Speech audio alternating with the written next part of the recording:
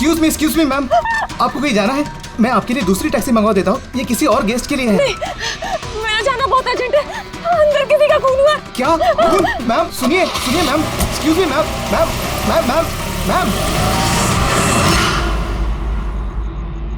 Excuse me, तुमने मेरी wife को देखा है? सर एक मैडम अभी यहाँ आई थी, वो टैक्सी लेके अभी यहाँ से निकल गई है। कहाँ चली गई? मुझे नहीं पता, आई डोंट नो, पर कुछ अजीब सा बिहेव कर रही थी। क्या कह रही थी? सर वो बोल रही थी अंदर किसी का खून हो गया है। सर किसका खून हो गया सर? लिसन टू मी, ये लाता मेरी बात सुन, किसी का खून नहीं हुआ यहाँ पर, और तूने कुछ नहीं सुना, समझा? और पता कर कहाँ गए वो लोग। Okay sir. वो उसको चाकू मारता रहा, वो मर चुकी थी, वो फिर भी उसको मार रहा था। सर मुझे बचा लीजिए, वो मेरा चेहरा देख चुका है, वो मुझे नहीं छोड़ेगा, मुझे। आप शांत हो जाइए, शांत हो जाइए, तुम्हें कुछ नहीं होगा। हम लोग हैं ना यहाँ पर। एक बात बताइए, क्या खूनी ने तुम्हें देख लिया है? खूनी होगा तो देखेगा ना, जब कोई खून नहीं है, कोई खूनी नहीं है, तो कौन किसको देखेगा? सर मैं सुनील कुमार, और ये मेरी पत्नी है सर। ये जो भी बोल रही है ना, ऐसा कुछ नहीं हुआ, ये सब ना सिर्फ इसके दिमाग की उपज है, ऐसा कुछ नहीं हुआ सर। नहीं सर, मैं झूठ नहीं बोल रही। सुनील, आप इनके पति हैं, लेकिन इनको यहाँ डराने की कोशिश मत कीजिए, समझे आप? और हम ये कैसे मान लें कि ये जो कह रही है वो सच नहीं है, और जो तुम बोल रहे हो वो सही है? सर वो इसलिए क्योंकि ये बीमार है, इसको स्लीप पैरालिसिस है सर। स्लीप पैरालिसिस यानी नींद का लकवा? नींद का लकवा? ये क्या है? नींद में कुछ देर के लिए आदमी की बॉडी पूरी तरह जड़ हो जाती है, सुन्न हो जाती है। ऐसे में तरह तरह का भ्रम होना, और पेशेंट को ये सब सच लगता है, लेकिन वो चाह कर भी रिएक्ट नहीं कर पाता क्योंकि उसकी बॉडी उस समय पूरी तरह पैरालाइज्ड होती है। इसे स्लीप पैरालिसिस कहते हैं, नींद का लकवा। Is it okay? Exactly sir, हमारी शादी को 6 साल हो गए, और इन 6 सालों के दौरान हर दूसरी तीसरी रात को इसको ये अटैक आता है सर, और इस बार भी यही हुआ है, और कुछ नहीं हुआ सर। हाँ सर, मानती हूँ मुझे ये बीमारी है। जब भी मेरा माइग्रेन का दर्द बढ़ जाता है तो मुझे चक्कर आने लगते हैं, और आंखों के सामने सब कुछ धुंधला दिखाई देता है। लेकिन सर ऐसे में मैं सोने की कोशिश करती हूँ बस।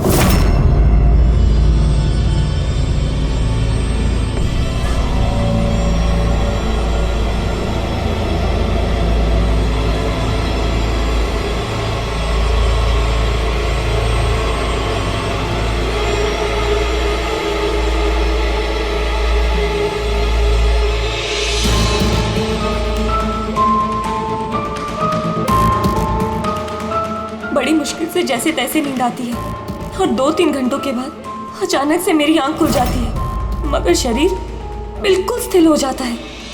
चाहकर भी मैं हिल-डुल नहीं पाती, पूरे शरीर को जैसे लकवा मार गया हो। कुछ साफ नहीं दिखाई देता, और सीने पर एक भारीपन सा लगता है, मगर मैं चाहकर भी चीख नहीं पाती, आवाज ही नहीं निकलती मेरी। और फिर 15-20 मिनट के बाद अजीब अजीब सी चीजें दिखाई देती है। वो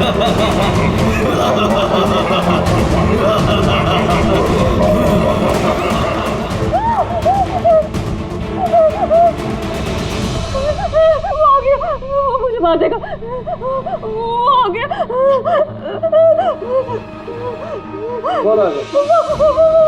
कोई नहीं, रिलैक्स। मुझे मार देगा। किधर कोई नहीं, देखो शांत हो जाओ, तुम्हें फिर से अटैक आया, देखो रिलैक्स। कोई नहीं है, शांत हो जाओ, रिलैक्स, कोई नहीं है। देखो कोई नहीं, मुझे बचा लो। रिलैक्स, तुम्हें फिर से अटैक आया, रिलैक्स हो जाओ, तुम्हें फिर से दौरा पड़ा था, कुछ नहीं। मतलब जो कुछ भी आपको दिखाई देता है वो सब भ्रम है, कोई सच्चाई नहीं है। हाँ, हर बार सच नहीं होता था, लेकिन इस बार सच हुआ। वो मेरा वहम नहीं था सर। मुझे उस लड़की का चेहरा इतना साफ याद है कि मैं उसे कभी भी पहचान सकती हूँ। मुझे कोई शैतान या दानव नहीं दिखाई दिया सर, जैसे हर बार होता था। मैं सच बोल रही हूँ, मैंने वहाँ पर खून होते हुए देखा था।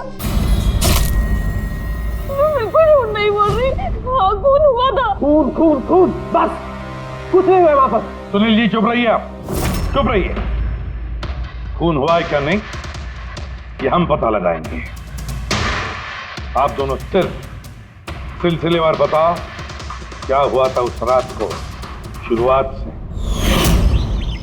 हम दोनों यहाँ मेरे कजन अभय की शादी अटेंड करने के लिए आए। कल रात अभय और मिताली मतलब उसकी होने वाली वाइफ के लिए कॉकटेल पार्टी थी। अब है मेरी बात ध्यान से सुनो। मिताली की जितने भी प्रॉपर्टीज और बैंक बैलेंस है तेरे शुरू होने से पहले 60% तुम्हारे नाम ट्रांसफर हो जाने चाहिए। इस लड़की पर तुम्हारे प्यार का जो भूत सवार है ना उसे यूज करो बेटा।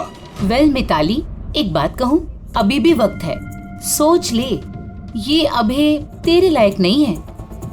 तुम्हें इससे बेटर लड़के मिल सकते हैं। तुम्हें नहीं पता, इसके चर्चे तो पूरे शहर को मालूम है। मैं तुम्हारी शादी इससे इसलिए करा रहा हूँ ताकि तुम्हारी डूबती हुई नैया पार लग जाए। You got it? So be focused please. पता है मुझे क्या करना है। मुझे भी उस साइको से शादी करने का कोई शौक नहीं है। कर रहा हूँ क्योंकि सिर्फ एक ही रास्ता है, इसलिए मुझे मत समझाइए कि क्या करना है। I know what to do. ठीक है? हाय।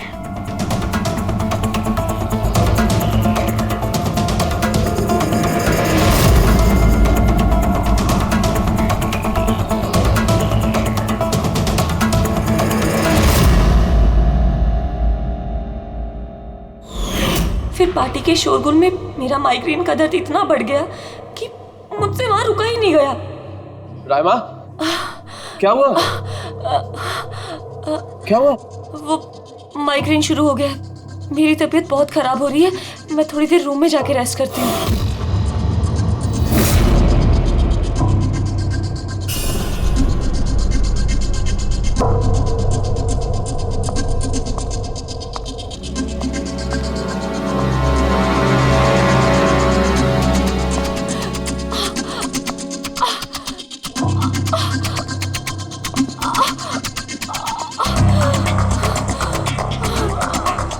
मैं फिर इतनी ज्यादा तकलीफ में थी कि मैंने नोटिस ही नहीं किया कि कमरा मेरा भी है या नहीं।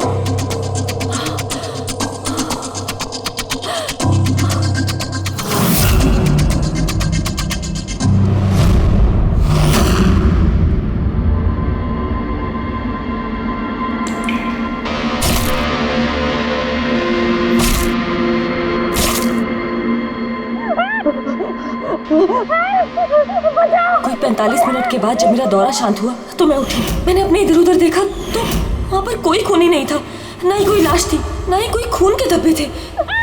क्या हुआ? मेरी बात सुनो, तुम्हें फिर से अटैक है। देखो कोई नहीं, देखो और तुम यहाँ पर क्या कर रही हो? ये हमारा कमरा थोड़ी ना है। अच्छा ये सब छोड़ो, तुम यहाँ पर बैठो। मेरी बात सुनो, तुम यहीं पर रखो, मैं तुम्हें पानी लेके आता हूँ। Relax.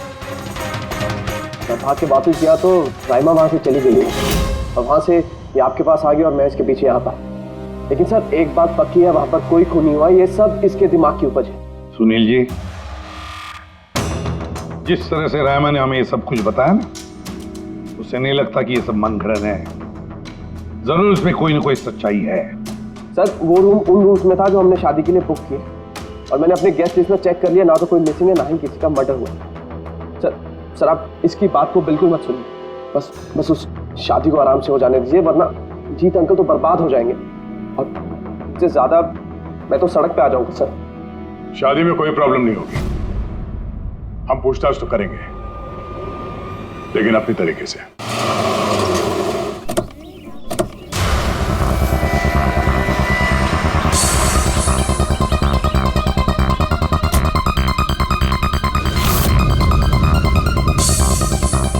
Welcome sir. Welcome ma'am. ये रिसेप्शन डेस्क किस सर तरफ है? आप सीधा जाइए, then take a right turn. Thank you so much. जी हाँ, वो बिजनेस ट्रिप पे आया हूँ। ओके सर, यहाँ साइन कीजिए सर। बस थोड़ा रूम का व्यू अच्छा होना चाहिए। Sure sir, enjoy your day. Thank you. Welcome sir, welcome ma'am, how can I help you? हाँ वो हम लोग अभय के वेडिंग के लिए आए थे, तो चेक इन करना था रूम में। ओके सर, आप अपनी डिटेल्स दे दीजिए, मैं आपको रूम की देती हूँ। Oh sure. बेबी तुमने इन्हें बताया नहीं? हाँ? हमें रूम 103 चाहिए। I am so sorry sweetheart, मैं तो भूल ही गया। मैम दरअसल हमें वो 103 नंबर वाला स्वीट रूम चाहिए। ठीक है, आपको हम 103 ही दे देते हैं। जैसा मैंने कहा था वैसा क्यों नहीं किया? लेकिन अब क्या करेंगे, कैसे छिपाएंगे? छुपाना तो पड़ेगा ही। आओ मैं तुम्हें बताता हूँ कैसे, आ जाओ।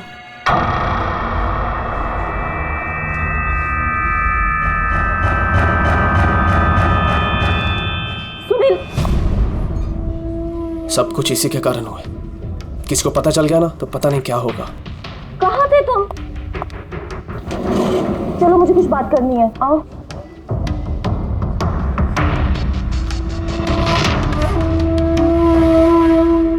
Thank you. Excuse me. Yes sir.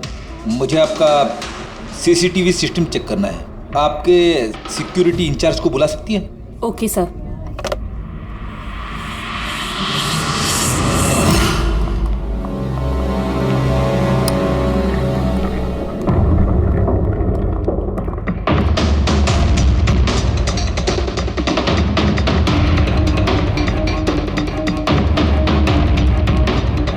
ठीक है, थैंक यू।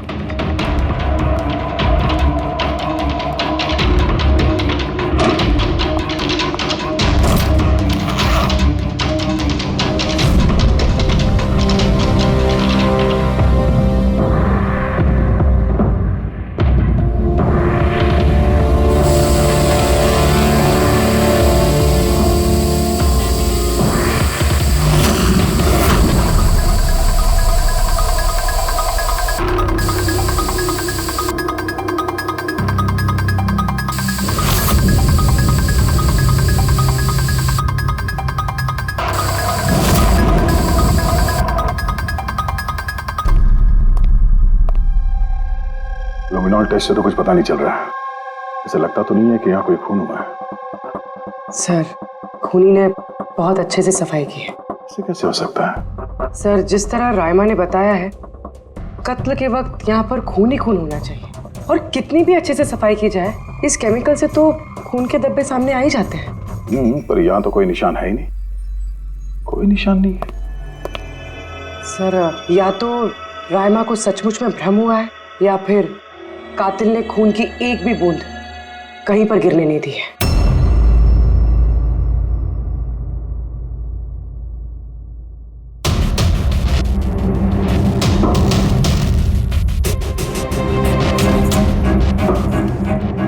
मुझे लगता तुम सही कह रही थी। कातिल ने खून की एक भी बूंद गिरने नहीं दी। ये देखो, खून की एक भी बूंद जमीन पे या दीवार पे कहीं भी नहीं गिरी है, क्योंकि कातिल ने पूरे कमरे को प्लास्टिक के शीट से कवर कर दिया था। सर मतलब रायमा ये सब कुछ प्लास्टिक के उस तरफ से देख रही थी, इसलिए उसे सब कुछ धुंधला धुंधला नजर आ रहा था। हाँ, ये प्लास्टिक शीट्स जहाँ पे जुड़ते हैं शायद एक गैप रह गया होगा, और उसी गैप में से इस लड़की की शक्ल दिख गई होगी उसे। न लाश मिली है, न फिंगरप्रिंट्स, और ना ही कोई खून। लगता है इस केस में हमें फॉरेंसिक से कोई मदद मिलने वाली नहीं है। ये पता लगाना आसान नहीं है कि खून किसका हुआ है, किया किसने, और वो लाश गई तो गई कहाँ? अरे नहीं, वो प्रॉब्लम तो दूर हो गई। एक्चुअली अपना सॉफ्टवेयर करप्ट हो गया था, इसलिए जितनी भी रिकॉर्डिंग हुई थी सब डिलीट हो गई। परसों भी जो रिकॉर्ड किया गया था, परसों से लेकर आज तक का जो रिकॉर्ड है सारे डिलीट है। डिलीट हो गया। पिछले 24 घंटे का सारा फुटेज उड़ गया है। खून होने का टाइम रायमा जी ने जो बोला, तब से लेके 24 घंटे तक होटल के अंदर क्या क्या हुआ इसका कुछ पता नहीं है। कमाल है, पहले कमरे को प्लास्टिक से ढक दिया, अब ये सीसीटीवी फुटेज। बस शातिर अपराधी है। एक मिनट, तुमने कहा होटल के अंदर का कुछ पता नहीं, और बाहर का? होटल के बाहर सीसीटीवी फुटेज होगा ना? Main gate, garden, parking lawn और होटल के पीछे।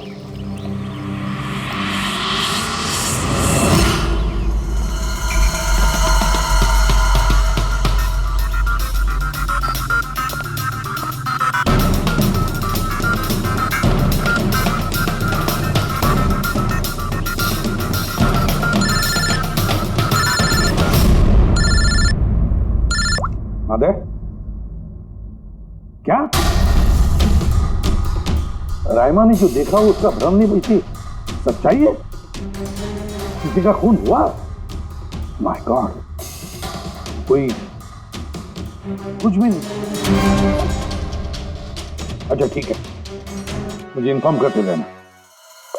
क्या हुआ बॉस, कुछ मिला क्या? बड़ा शातिर है खूनी, बड़ा शातिर है।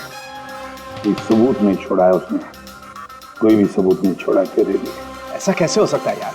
लेकिन ऐसे हुआ है सालुंके, ऐसे हुआ है। रायमा की जान को बहुत बड़ा खतरा है। क्या बोल रहे हो, कुछ समझाओ भी। यार हमारे लोगों को वहां पर कोई पुख्ता सबूत नहीं मिला, लेकिन सारी बातें ऐसे दिखाती है कि वहां पर किसी का खून हुआ है। और देख, एक बात याद रख, रायमा चश्मदीद गवाह है, उसने खून होते हुए देखा है और खूनी आसपास ही है, तो रायमा की जान को जरूर खतरा है। और उसका फुटेज? सर वो भी उड़ गया। नहीं, वो उड़ा नहीं है, वो सही सलामत है। अंदर और बाहर के सीसीटीवी कैमरे का केबल कनेक्शन अलग अलग है, इसीलिए वो बच गया। बच गया मतलब फुटेज मिल सकता है? हाँ बिल्कुल, मेरे पास है ना। ये रहा बाहर के कैमरे का फुटेज।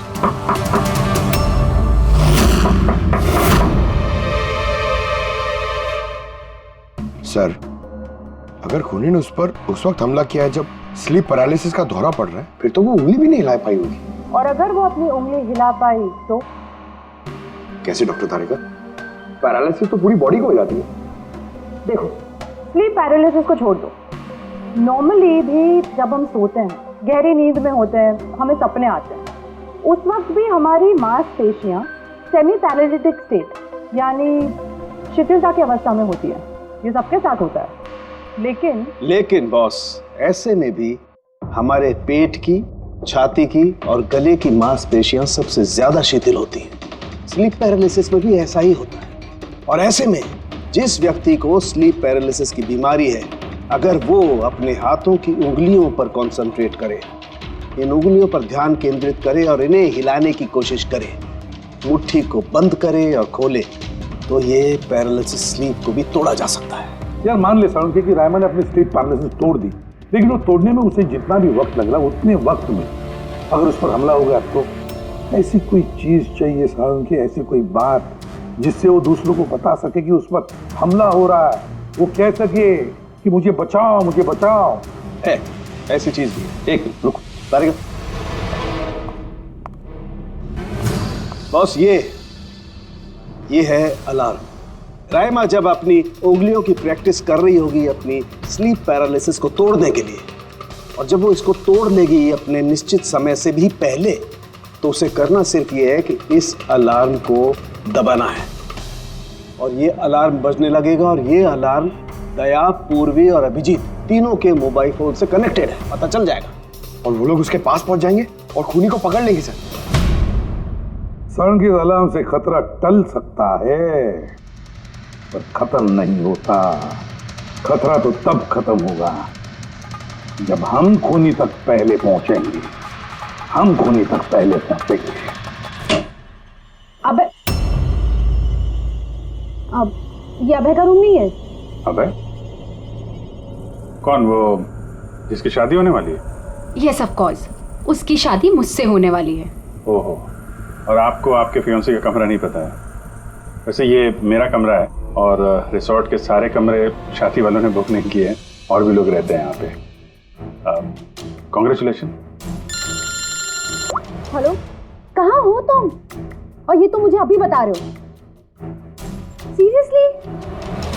लोग जो भी करना है जल्दी करो, मेरे पास ज्यादा वक्त नहीं है। और हाँ, मुझे शादी में ना किसी भी तरह की कोई प्रॉब्लम नहीं चाहिए, ठीक है?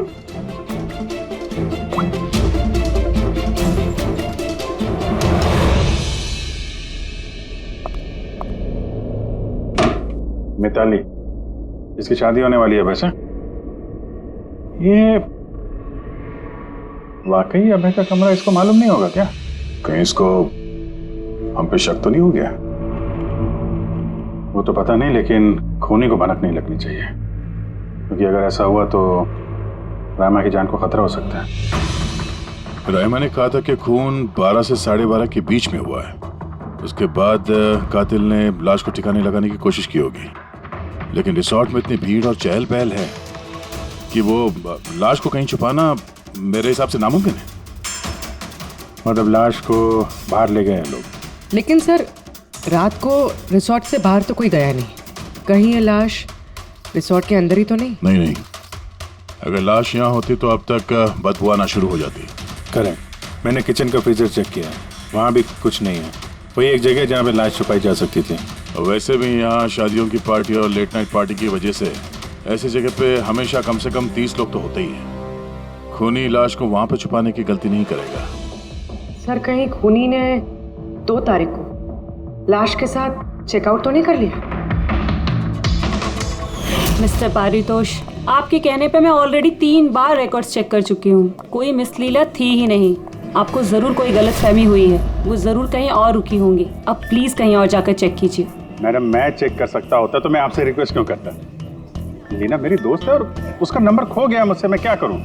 देखिए मैम, मेरा उससे बात करना बहुत जरूरी है। आप समझ रही हैं ना? सर, आप समझ नहीं रहे हैं। किसी एक की डिटेल दूसरे को देना हमारे नियम के खिलाफ है। फिर भी मैं आपकी मदद कर देती, लेकिन मेरे पास उनकी डिटेल्स है ही नहीं सर। अरे ऐसे कैसे नहीं है? डिटेल्स आप रखते हैं ना। कोई कमरा लेने आएगा तो आप उसकी डिटेल्स नहीं रखते हैं? लेते हैं सर, बिल्कुल लेते हैं। तो फिर? लेकिन वो यहाँ रुकी होती तो ना। 1 मिनट, आपको तसल्ली नहीं हो रही है, प्लीज आप खुद से चेक कर लीजिए। अच्छा ठीक है। कहीं रीमा ने मुझसे झूठ तो नहीं बोला? मैं देख लेता। मैम आप एक काम करेंगी, आप हाउस कीपिंग से किसी को बुला के लाइए। मेरा रूम इतना गंदा है, सुबह से मैं कितनी बार कॉल कर चुका हूँ, कोई आने को तैयार नहीं है। ऐसे कैसे हो सकता है? ओके। नहीं फोन पे, अरे फोन तो मैं 50 बार कर चुका हूँ। आप प्लीज किसी को भेजिए ना प्लीज। ठीक है सर, मैं बुला के लाती हूँ। Thank you ma'am.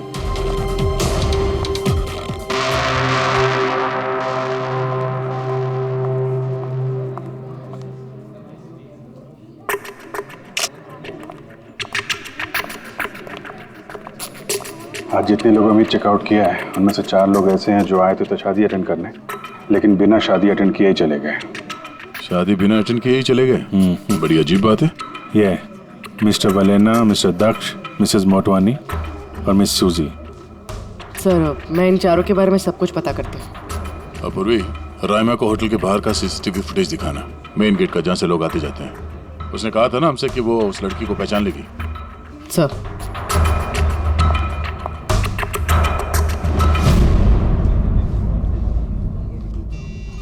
मतलब रायमा ने जो कहा वो सच है क्या? मिस्टर सुनील, आप किस बात से ज्यादा परेशान हैं? यहाँ पे खून हुआ है उससे या फिर रायमा ने देख लिया उससे? ये सब इन्वेस्टिगेशन तुम हम पर छोड़ दो, शादी का मजा लो। क्या कब बदल जाए यहाँ पे कोई कुछ कह नहीं सकता है।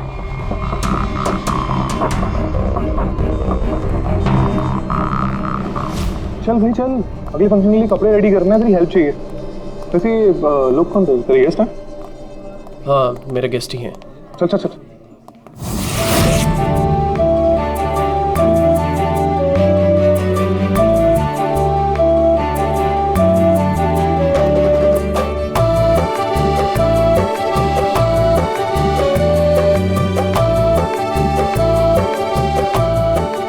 तेरा तो गेम ओवर हो गया भाई।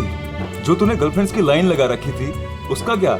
अगर मिताली ने सुन लिया ना तो गेम सच में ओवर हो जाएगा। पर भाई मुझे एक बात बता, तू एक लड़की के साथ सारी जिंदगी कैसे बिताएगा? इसके सारे लफड़े हैं ना साइड में चालू हैं। पूछ इससे, कॉकटेल पार्टी में अचानक से कहाँ गायब हो गया था? अबे कहीं गायब नहीं हुआ, मिताली के सामने उठक बैठक लगा रहा होगा। मैं डरता वरता नहीं हूँ उससे। You guys just wait and watch. Drink खत्म कर अपनी।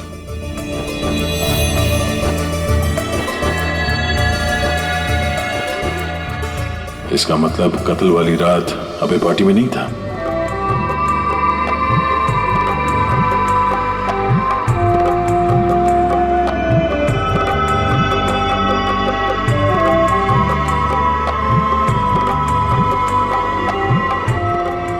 ऐसा क्या कहना चाहता था ये जो रंजित छुपाने की कोशिश कर रहा है? सर, मैडम अभी ठीक है ना? और उस दिन जो मर्डर के बारे में बोल रही थी वो गलतफहमी अभी दूर हो चुकी है ना मैम की? मेरी बात सुन, जो उसको गलतफहमी हुई थी ना वो दूर हो चुकी है। तू भी भूल जा। चल अभी। ओके।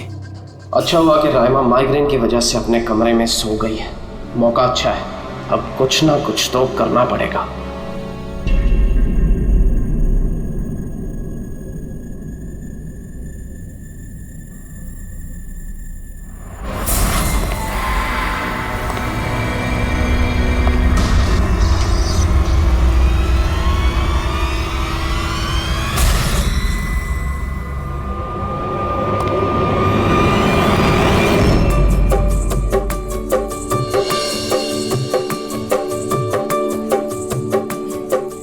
अरे वाह, कितनी अच्छी मेहंदी लगाई है तुमने, दिखाओ। बहुत अच्छी लग रही है। Thank you. All thanks to Alia. Mitali, sweetheart, मुझे तुमसे कुछ बात करनी है। Excuse me. एक सेकेंड। मिताली और अभय की जोड़ी कितनी अच्छी है ना। Perfect couple. Perfect couple. हाँ, अभय दिल पे आशिक है और ये सन की साइको। बिल्कुल एक दूसरे के लिए ही बने हैं।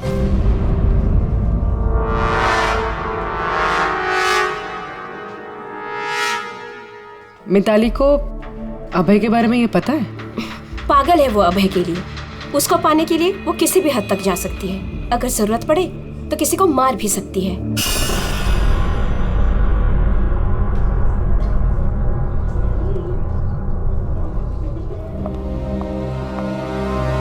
हो गई बात?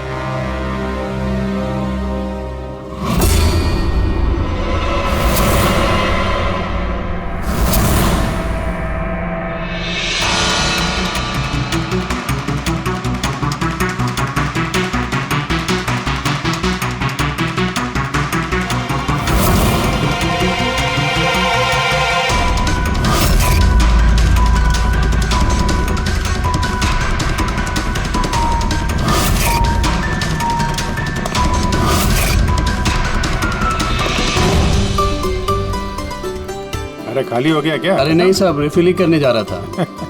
अरे यार, ये दूल्हा जो है ये तो बड़ा बहक रहा है। क्या मिस्टर नितिन और वो रंजीत रोकते नहीं है क्या? सुना है कॉकटेल पार्टी में भी बहुत हंगामा किया। उस दिन तो हादी हो गई थी सर। अच्छा, उस दिन भी नहीं रोका इसको? नहीं साहब, कोई बोलने वाला था ही नहीं। रंजीत साहब तो खुद ही 11 बजे के बाद आते पार्टी में, और उनके बेटे अपनी बीवी को तलाश कर रहे थे। बाहर जा रहे थे, अंदर आ रहे थे, कोई बोलने वाला था ही नहीं साहब। अच्छा, मतलब खाली दुल्हनी थी पार्टी में? सर वो तो दूल्हे के पीछे पीछे घूम रही थी। सर, इस रिसोर्ट में कई शादियां हुई हैं, लेकिन ऐसी शादी कभी नहीं देखी। अरे हाँ साहब। अरे यार, तुम खाने को लाना यार। अभी लाया साहब।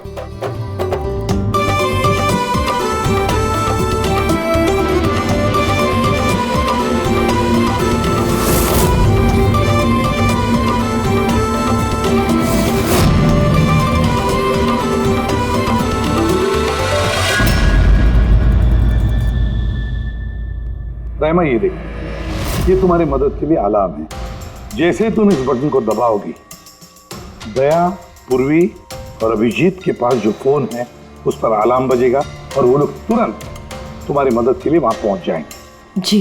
लेकिन जब तुम्हें स्लीप पैरालिसिस हो, अपने हाथों की और पैरों की उंगलियों को हिलाने की कोशिश करना, क्योंकि सबसे कम असर स्लीप पैरालिसिस का हमारे हाथों की और पैरों की उंगलियों पर होता है।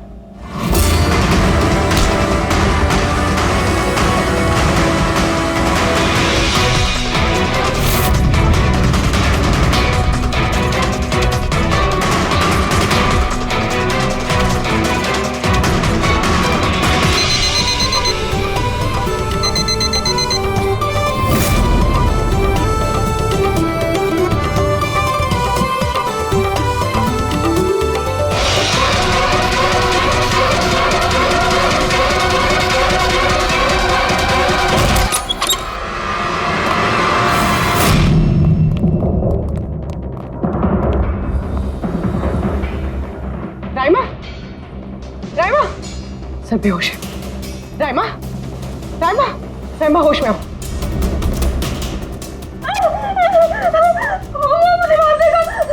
मुझे बचा लीजिए प्लीज, मुझे बचा लीजिए। कौन मार देगा? हुआ क्या यहाँ पे?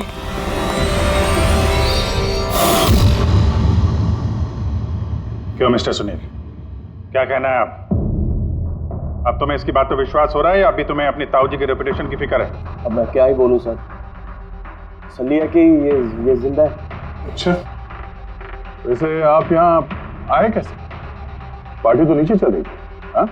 और यहाँ पे क्या हुआ किसी ने नहीं सुना, तो फिर आप हमारे साथ साथ यहाँ कैसे आ गए? आप मुझ पे शक कर रहे हैं? मैं अपनी पत्नी को मारने की कोशिश क्यों करूंगा? शक तो हम सब पे करते हैं। फिलहाल अभी आप बाहर जाइए, हमें रायमा से कुछ जरूरी बात करनी है, प्लीज। सर आप लोग प्लीज मुझे बचा लीजिए। जब वो आदमी इसको खून कर रहा था तो मैंने इसे देख लिया था, मुझे नहीं छोड़ेगा, प्लीज आप कुछ कीजिए ना। वो दोबारा आएगा, वो मुझे मार देगा, प्लीज प्लीज कुछ कीजिए। देखो रायमा, घबराओ मत, हमारे यहाँ पे होते हुए कोई कुछ नहीं कर सकता तुम्हारा, ठीक है? लेकिन वो औरत जिसका खून होते हुए तुमने देखा, उसे हम लोग नहीं पहचानते, तुम उसे पहचानती हो, तो हम लोग एक फुटेज दिखाएंगे, जरा उस फुटेज में देख के उस लड़की को पहचानो प्लीज। जी। रेडी?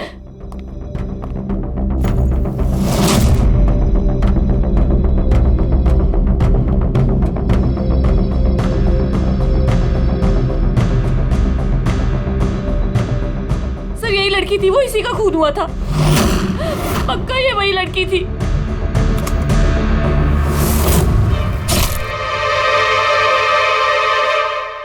अगर ये यहाँ पे आई थी तो किसी ने तो देखा होगा उसे। वो मुझे मारेगा। अगर वो लड़की यहाँ पे आई थी तो किसी न किसी से तो मिली होगी ना। लगता है ब्यूरो जाने का वक्त आ गया। वो 4 लोग जो शादी अटेंड करने आए थे और अटेंड किए बिना ही चले गए, जरा उनसे भी पूछताछ कर लेते हैं।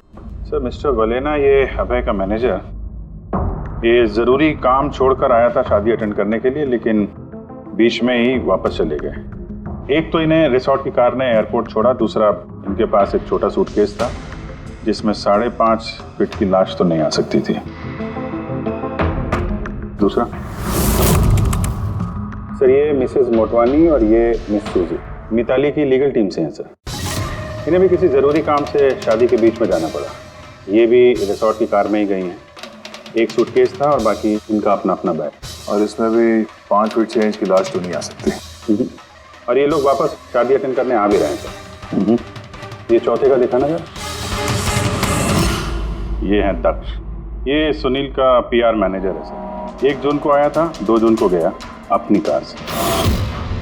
1 मिनट पंकज, जरा इस मिस्टर दक्ष का शादी में आने वाला फुटेज दिखा।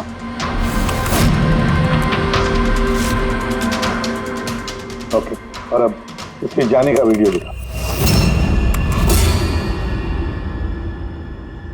मिस्टर दक्ष आए थे 1 सूटकेस के साथ और जा रहे हैं 2-2 सूटकेस के साथ। शादी से रिटर्न गिफ्ट लेके जा रहे थे।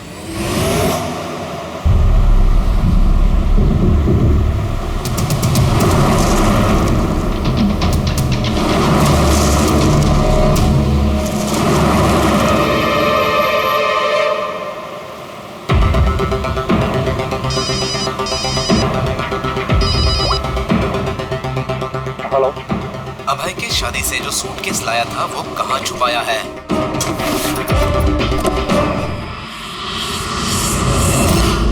कौन बोल रहा है? क्या बोल रहे हो तुम? कौन से सूटकेस?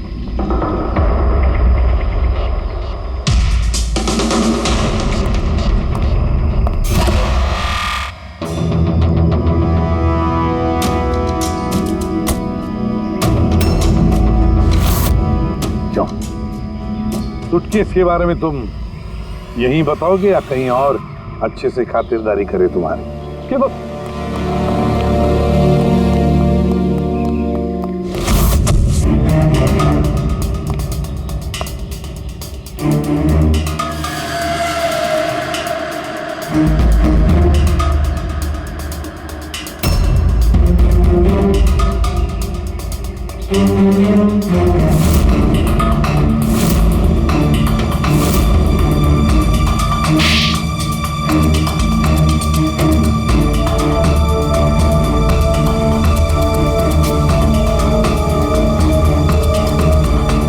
याद आया?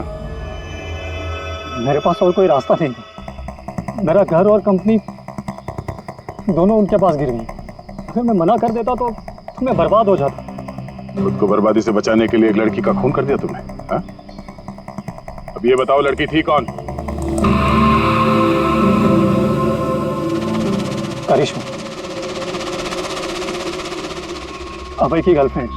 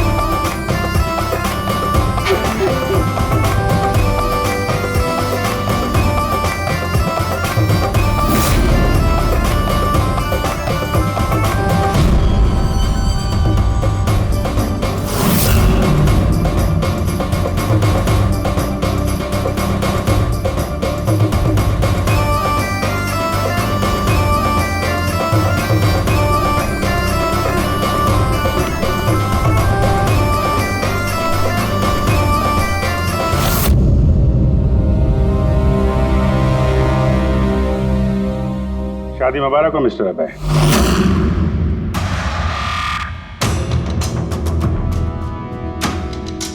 आपके लिए कुछ तोहफे लेकर आए हैं, ऐसे तोहफे जिनके बगैर ये शादी पूरी हो ही नहीं सकती। आपकी दोस्त करिश्मा ने आपके लिए कुछ तोहफे भेजे हैं।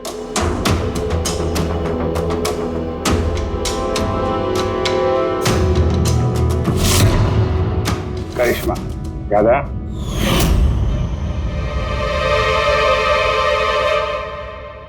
तोहफे देखना चाहेंगे? देखना नहीं चाहेंगे आप? हाँ, देखें। अभी दिखाता। सर सर नहीं नहीं नहीं, मैं रुकिए प्लीज।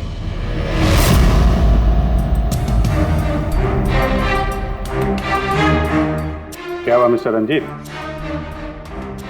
प्लीज प्लीज ये सूटकेस मत खोलिए। क्यों? क्यों नहीं खोले? हैं? क्योंकि तुम्हें डर है कि इस सूटकेस के अंदर करिश्मा की लाश ना निकले।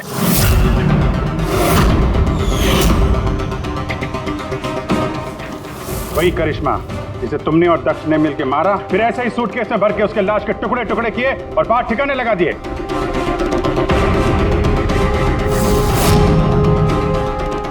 डैडी, ये क्या बोल रहे हैं? ये सच है क्या? हाँ बेटा, ये सच है। मैं क्या करता? मुझे ये शादी किसी भी कीमत पर करानी थी, क्योंकि अगर ये शादी नहीं होती तो हम लोग सड़क पर आ जाते, बर्बाद हो जाते। ये करिश्मा ये शादी को तोड़ने में तुली हुई थी। अपना मुंह बंद करने के लिए उसने मुझसे 5 करोड़ रुपए मांगे। सच में अगर मेरे पास होते तो मैं दे भी देती, लेकिन नहीं थे मेरे पास। फिर उस दिन वो अचानक ही हाथ धमकी, मुझे कुछ नहीं सूझा और मैंने किसी बहाने से उसे रात तक रुकने को कहा।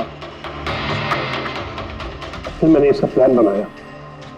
फिर मैंने दक्ष को इस प्लान में शामिल किया, क्योंकि मुझे पता था कि दक्ष मुझे ना नहीं कर सकता। वो इंच इंच मेरे कर्जे में डूबा हुआ है।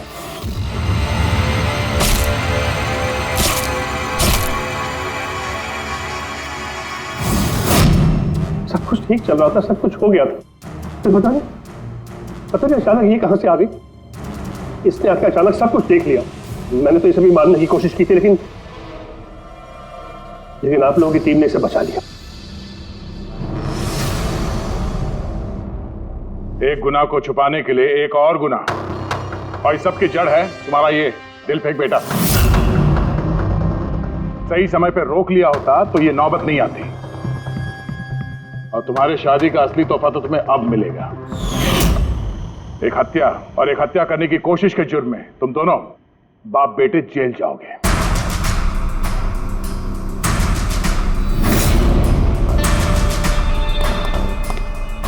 Thank you.